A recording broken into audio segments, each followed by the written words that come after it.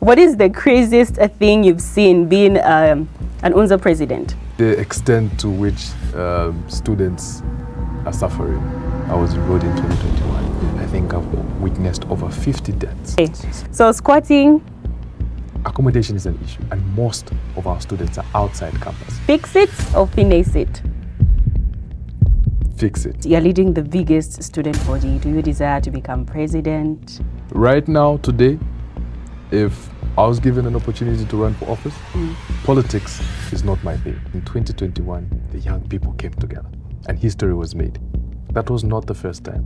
In 1991, the students at the University of Zambia came together and pushed to ensure that there's change of governance from... You're given an opportunity to be president for one day. What is one thing that you would change? One thing that I would introduce, actually. Okay. In fact, reintroduce. Okay. And this, I might not get a lot of positive response from people, but it's something that I feel like is necessary. How would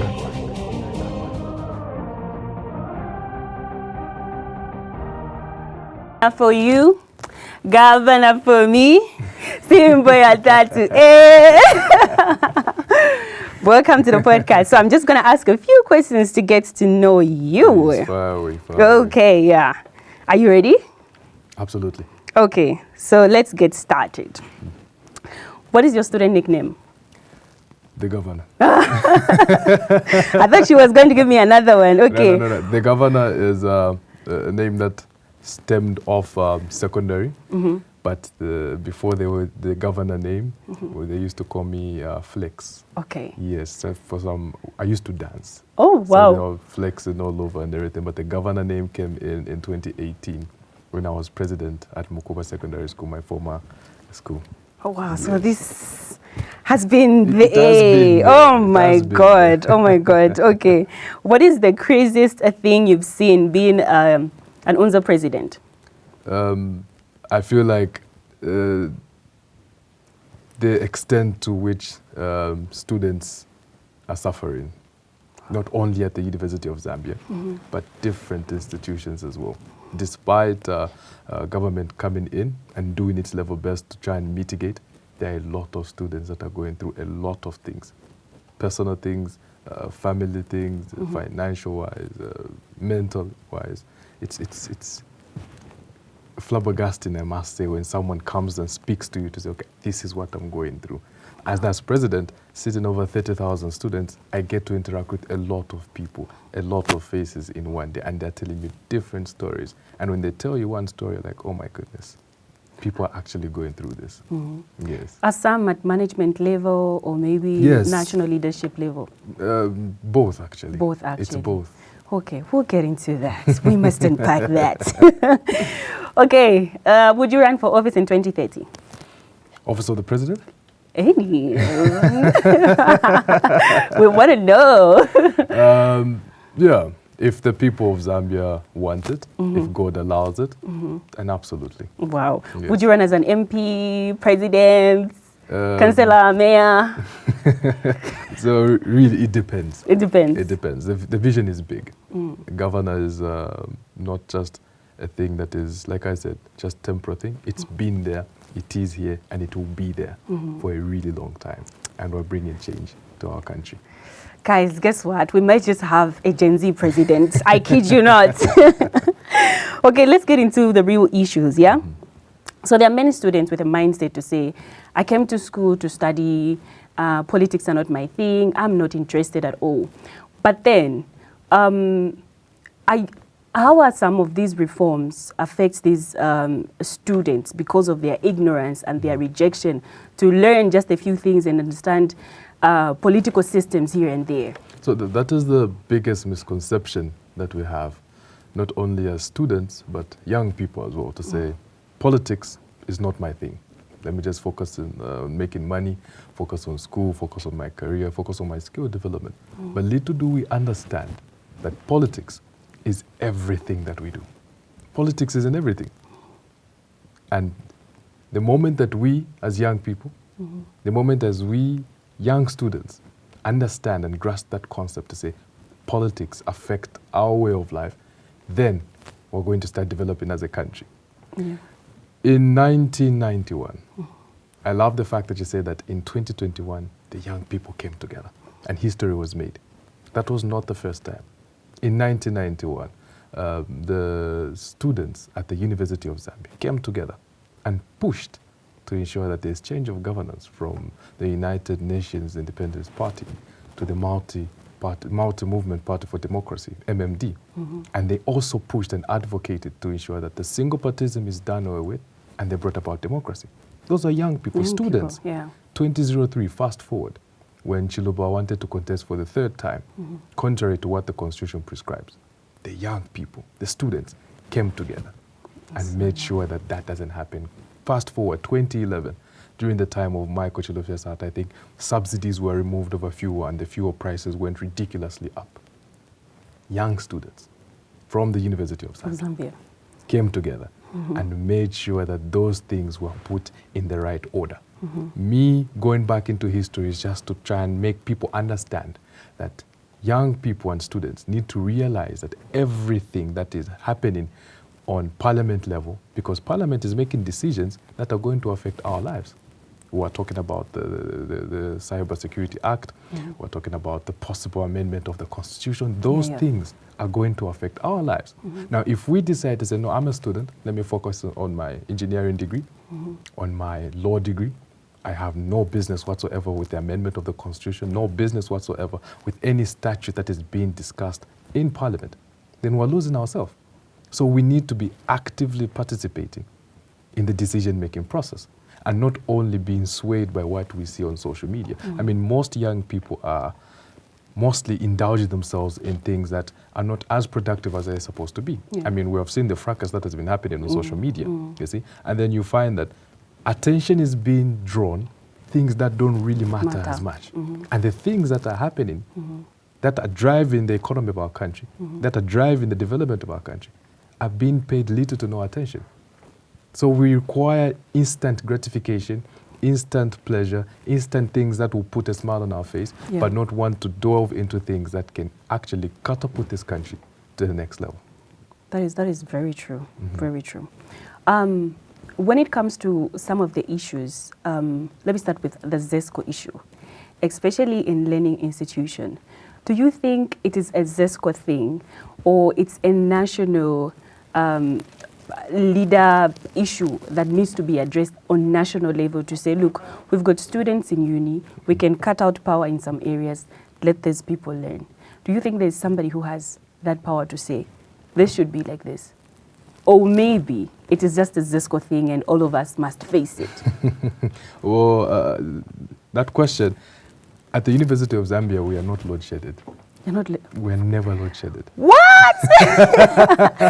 You guys at CBU, is it the same? At the University of Zambia. I think CBU should be the same. There are other institutions that are load-shedded, but the University of Zambia is never load-shedded. I remember sometime, it should be March, April, if I'm not mistaken, we had a blackout. I think it was Lusaka, if I'm not mistaken, the entire Zambia.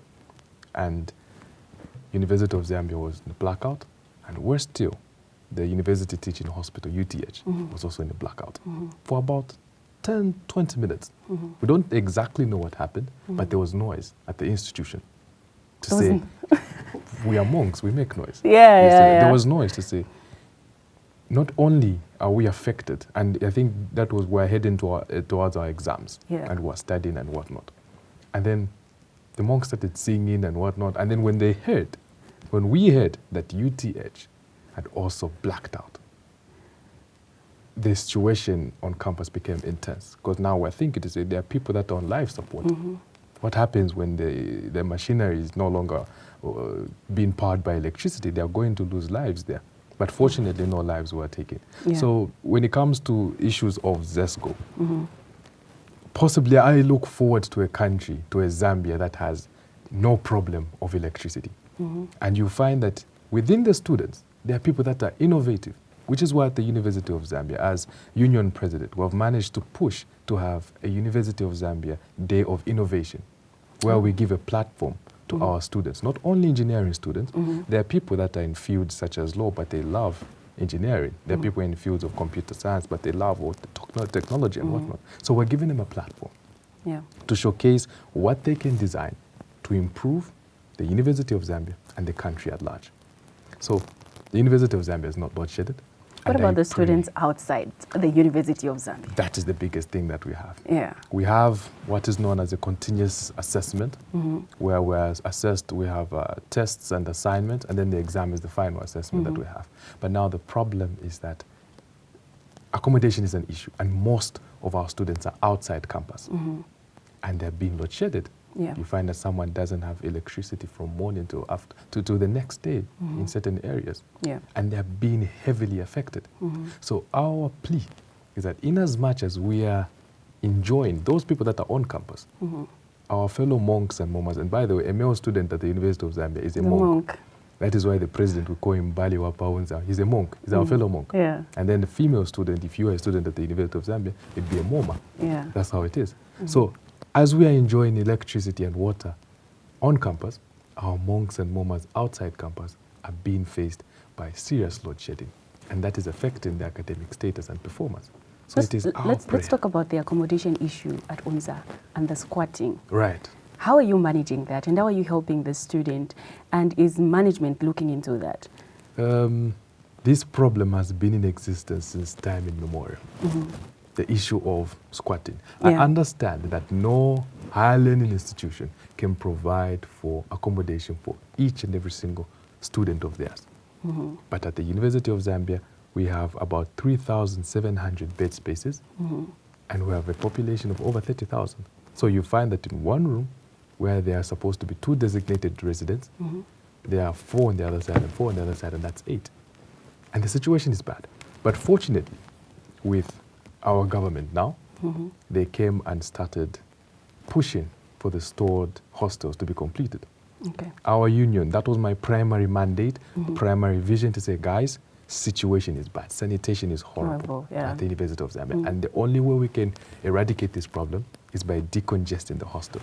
The only way we can do that is by pushing for those hostels to be worked on. Right now, as we speak, by the time we're opening next academic year, 2,000 bed spaces are going to be provided from the new hostels. Nice. To that, we say thank you to the government, we say thank you to the president, and we say thank you to Did you guys have to protest for this? Because you guys protest. I don't know. So that has been the issue since time immemorial again. Yeah. But my leadership, UNZASU under my leadership, under the governor's leadership, is more of dialogue. Yeah. Let's sit. Let's talk. Let's have a conversation. Yes, Mr. President, this is the situation. You were a student here. During your time, you never used to stay the 5 of you. Yeah. During your time, the toilets were functional, the showers were functional. Push. You understand the students better. Yeah. And the president listened. And here we are today. Results were gotten. We do not like going to roadside. We do not like... What takes you to the roadside? We do not like the roadside. We do not like the idea of breaking vehicles. That is unjustifiable. Yeah. I feel like there's no reason that can cause for us to perform in such a manner. I mean, we are supposed to be intellectuals. We are the leading institution. Yeah, so we're supposed to behave in a certain manner. In a certain manner. But to an extent, it gets frustrating, especially with management. You're talking to management. Management, we want this. We want this, we want this, we want this. And especially when it comes to decision-making processes. The students are the largest shareholders of the University of Zambia. And if their voice is not heard before a decision is placed, then that becomes a problem. So we start with dialogue. We dialogue, we sit, but they don't want to listen. They don't want to listen. And now the monks react. In the manner, it's okay, if you don't want to listen to us speak, you listen to us singing. Singing. On the road. On the road. And we're going to block it. And the citizens must be affected. We don't care, but you must give us what we want. It's like the situation of the first year student that we lost at the beginning of the year. Her name is Situmbe Komehaso, continue rest in eternal peace. We've been singing for speed bumps. To be put there for a hump. We have the footbridge that has been put. It has been there for quite some time. But you see, that area is infested with youths that are not doing much. Lack of a better term, junkies. Yes. who molest and sexually assault our female students. So people decide, instead of using the long route, which is more dangerous in terms of face-to-face encounters, they decide to cross the road, which is quicker and a little bit safer in their own perception. Yeah. But you don't know how life turns out, and people end up being bashed. Yeah. So when that first year was hit, and despite us raising all those concerns, the students reacted to say, how many lives are we going to lose here? From the time I've been at the University of Zambia, that I was enrolled in 2021, I think I've witnessed over 50 deaths from Great East Road. Wow. And that should not continue. So that problem, is it a management issue, or it's something that management needs to take to the higher? So it falls on management, it falls on UNZASU as well. Okay. We started engaging the Ministry of Transport, the Ministry of, we also talked to RATSA to ensure that there's some safety measures that are put in place. But the biggest problem that we're having, that is a presidential lane. You see? Okay. And when we also have international delegates, that is the lane that they use. Great East Road is the lane that they use. And such lanes do not need to have certain provisions to limit the speed in case of any emergencies or accidents. So that is the biggest problem that we're facing. And we're still trying to strike a balance on how to make the students win in a safer environment, and also to make the delegates, the president, and other people, officials, our leaders, use that road without being inconvenienced either. Great. Yes. That is a good plan. Yes. Do you think Zambian young people care about politics? Yes. Zambian young people care about politics. I think right now we are over 22 million as a population of our beautiful mother Zambia, and 70% of that population are young people. Yeah, young people. But only a minority of those young people are the ones that I'm talking about that actually care about politics. Okay. 2026 is going to be a wave of young people wanting and aspiring to be in decision-making positions. Yeah. We have seen it. Yeah, it's all over social media. That is becoming crazy. So for me, that is encouraging. We don't need the whole lot of young people to be interested in politics for young people to take over. Yeah. We just need a few young people who are able to influence other young people and tell them to say, guys, this is our time, this is our country, we are the majority, and we're going to rule it. Yeah. Not with the exclusion of the older people, but with the guidance of the older people. It's high time we start on the decision-making tables. Yes. Do you really believe that our voices are heard in national matters? Not entirely. If our voices were heard, we wouldn't be having the wave that we're having right now. We wouldn't. That is why there's a press briefing that I had earlier in the year when the whole issue of the Constitution Amendment came about. Myself, my Vice President, my Secretary General, and Vice President Levi Mwanawasa, we sat and we made a press briefing about the Constitution Amendment. We had a conversation with the President, the head of state, and he did mention to say the reason why we want the amendment of the Constitution is because it increases the likelihood of performance of young people, women, and people living with disabilities. So in my statement, it's on media. In my statement, I did say it is a good move, provided it is subject to Article 79 of the Constitution. It is not imposed on the Zambian citizens, but it is well taught, and the Zambian citizens actually accept the amendment. Yeah. You see that? Yes. So now, if the participation of young people is something that is being advocated by the government, I feel like it's a good thing, right? Yeah. But for young people to have this wave, to have this urge of being into politics, then that means there's no representation as much as we want. Our voices are not being heard as much as we want. Do you think, I was doing a research for you to actually contest for elections, like for nominations. I think the nomination fee should be like 20,000, if not 15,000, for you to stand as an MP. Then for you to stand as a president, I think it should be 90,000 or so, minus the campaign. The campaign finances. You need posters, you need transportation, you need to feed your crew, all of that. You need media presence, all of that. Do you think it's the young people that are not interested in actually taking part, or maybe there are just some restrictions that are there with regards to finances? Okay. One thing that I can say is that if it was easy and straightforward, everyone would be doing it. I'll give an example of my campaign and my elections. Obviously, it doesn't compare to national politics, but UNZA is a country as well. Yeah, that one's a country. UNZASU, those two countries. Exactly. So when I told my team, I said, guys, we're going for president. They asked me, where's the money going to come from? Where are the people going to come from? We literally have nothing on our plate. And I said, as long as you have a vision, as long as you have got heart for it, as long as you're dedicated, everything will fall into place. Once you add value to yourself, everything is going to come to you. It's like you become a magnet. So when I told my team that, we just started going to the ground, talking to people, interacting, solving small issues, replacing a tap, replacing a broken socket and whatnot. And then you'll find that there are people that run businesses on campus, students that have business and entrepreneurial minds. And then they say, oh, you have a good movement going on. Let me pump in maybe 5,000 kwacha. Yeah. Oh, you have a good thing going on. Let me pump in this, let me pump in that. Resources just came and the rest was history. So it's the same situation. We have so much misconception about politics at national level. Number one, that just like you've rightly put it, the finances. Number two is the African in us in terms of witchcraft and spirituality that comes with it. They'll say if you enter politics, they will kill you. You're dead. You can't enter politics, man, as you having some form of spiritual protection. Those are things that we are told. Those are things that we have heard. And that, yes, it scares young people. But young people, I'm here to tell you to say those are just misconceptions. Yeah.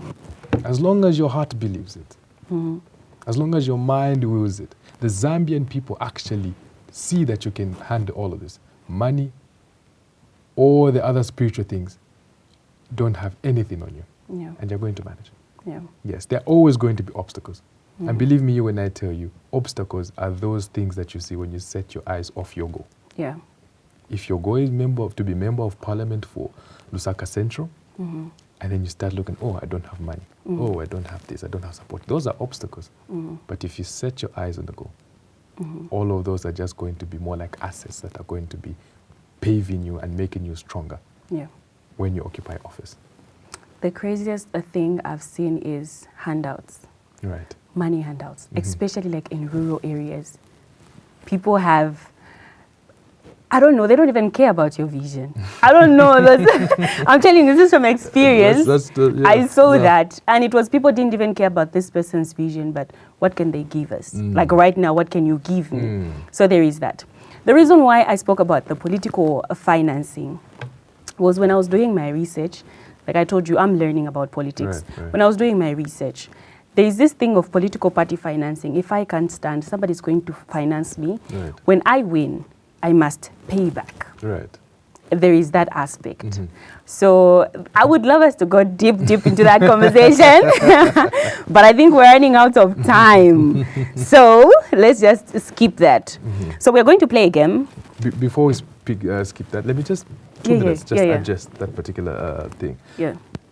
I would love to blame some of the politicians that were witnessed for people to be acting in that particular way. Obviously, there was a time in our country where people would just genuinely give someone a vote. But the problem is that when someone is given a vote, they never go back to the people. So the people will say, okay, I know you're not going to come back when you're in office, so let me benefit now. So give me this empowerment, and I'll give you my vote. That way I'm not going to lose out. But there was a time in our country where people were genuinely invested in leadership, and then they would give people their support. But our leaders never went back to the people. And that is something that we need to go away from. So we need to go back to our people. And that way, the handouts are going to go, because they will notice, okay, if we put this particular person, they will work. And it also becomes complacent with our politicians and our leaders, because if I give you a 5,000 kwacha to say, I want you to vote for me. When you vote for me, the contract is done. Yeah, yeah. I gave you the 5,000, you gave me the vote. I don't have to do anything for you anymore. But if you genuinely give me your vote, I am genuinely going to work for you and say, okay, nasonto pona vomba paso. Just like that. Yeah. Great. Thanks for that. Now let's play again. Let's play the game. Okay, so this one is called Fix It or Finesse It. Fix it So, or finesse it. yes, so Okay. fix it, it's the government. Okay. The government has to come in. Finesse it, the student must survive Okay. with it. Okay. So should we go? Yeah, let's go. Okay. So squatting. Fix it. And they're fixing it. Okay. And they're fixing it. Unsafe off-campus rentals. Say that again. Unsafe off-campus rentals. I think I'll need you to elaborate a little bit more on that. The students that are renting outside campus. Uh-huh. Poor sanitation, no electricity. Oh, finesse it. Finesse it. Yes. Okay. Expensive data bundles. Finesse it. And You guys have good Wi-Fi? we have Wi-Fi. It is poor, but it's there. And what we have done as a union is that we're seeking corporate partnerships. And we've made a partnership with MTN, Okay. where there's a bundle only for UNZA students at 10 kwacha. Yeah. So wait, so That one UNZASU has fixed it. wow. That is a partnership that we made with MTN. Only for UNZA students. You can have an MTN SIM card, but if you're not an UNZA student, you can't purchase the UNZA, and it's called the Soft Life Bundle. Soft life bundle. Yes. So now let's do this now. You are a leader for all. So I'm speaking on behalf of my friends at CBU, my friends at Evelyn Horn. What about them? So, there's a Bemba proverb. This is not... For myakari mwedi nzoko. Go, eh? Or for myakari mumunobe. So not for myakari paunza. Now we focus on other institutions. Yashua, you're going to... We're going. It's governor for all. It's governor for all. Yes. Please, guys, CBU, Evelyn Horn, please. Yeah? This is a promise is made.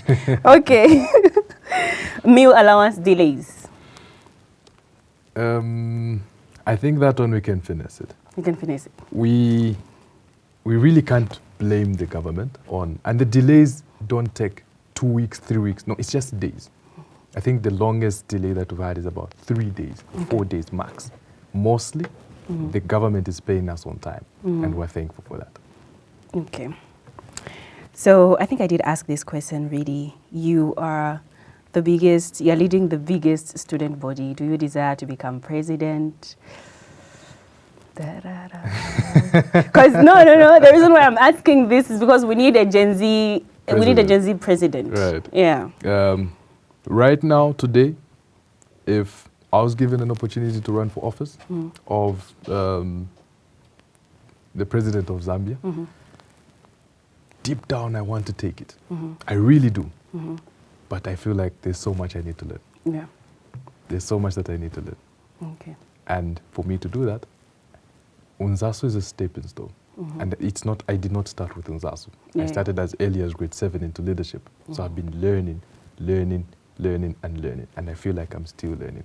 So presidency, not right now. But other positions, then we can have a conversation. Okay.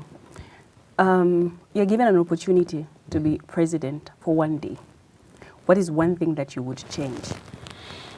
One thing that I would introduce, actually, Okay. in fact, reintroduce. Okay. And this, I might not get a lot of positive response from people, but it's something that I feel like is necessary. I would bring back every person who is done with their secondary school during their gap year must go to a certain level of Zambia National Service training. Okay. Not with the vigorous one, but because of rules and discipline. As a society, have you ever interacted with military personnel? One, actually, I think the other day. Yeah, they work with commands. Yes. They work with rules. Yes. We have rules in our country, but most of us take them as options. You see? We have laws in our country, but most of us say, okay, they're there for decorations. I may or may not want to take them. Yeah. So we need that certain level of discipline, especially with our young ones who are growing up. It's a little bit difficult to have us and a lot of people that are way ahead of us in terms of age to go back and reshift, have a mind shift. But for our young ones, I feel like it's something that is necessary. Not only for that, but also it's Zambia National Service where skills are developed. The government cannot employ each and every single employable person in our country.